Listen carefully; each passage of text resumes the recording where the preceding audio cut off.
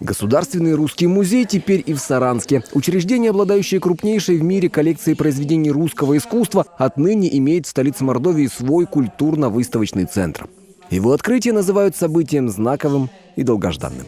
К этому большому торжеству, празднику изобразительного искусства, культуры мы шли очень долго. Это, наверное, 2 года со дня подписания официального соглашения. Но до этого был процесс, мне кажется, в районе тоже 2 лет, мы вырабатывали концепцию. Это не просто выставочный зал, куда будут время от времени привозить что-то из фондов Русского музея. Центр включает в себя все необходимое для методической и просветительской работы. Инфраструктура создавалась несколько лет, и вот теперь наступил завершающий этап. Сегодня это, наверное, такое логическое завершение, когда мы все объединяем и открываем уже полноценный культурно-выставочный центр, в который входит и выставочное пространство, где экспонируются произведения из коллекции Русского музея, и информационно-образовательный центр, виртуальный филиал Русский музей, где представлена медиатека, которая постоянно обновляется. Это новые мультимедийные проекты, программы, которые создают соответствующие службы и отделы Русского музея.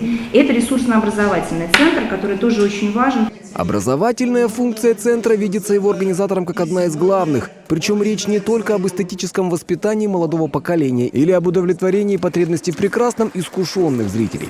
Здесь будут учить и музейных работников со всей республики, а может и из-за ее пределов. Замечательно, что кроме выставок на площадке музея Эрзя, где в год посещают более 60 тысяч наших жителей, будет проходить не только выставки, но будут проходить мастер-классы, будут проходить мероприятия, которые очень важны и значимы как для нашего музея, так и для культурного пространства нашего региона. Первым проектом, реализованным культурно-выставочным центром Русского музея, стала выставка живописи Николая Рериха. В Мордовии это сочли добрым знаком и увидели параллели со своим великим земляком. Наш Эрзя, великий тоже, который весь мир знает, и была выставка в Русском музее. И сейчас мы созерцаем то, что Русский музей, я не знаю, какой-то большой подарок нам он сделал, что именно подлинники, не постеры, а подлинники мы видим Рериха. Рерих в музее Эрзи вызвал настоящий ажиотаж, а организаторы уже обсуждают новые выставки. При этом звучат фамилии Коровина, Кандинского, Филонова. Мечтают создатели культурно-выставочного центра и о новых площадях. Например, с интересом посматривают на спортивные сооружения. Открытие культурно-выставочного центра Русского музея в городе Саранске – это своего рода черта под огромной работой, но никак не ее завершение.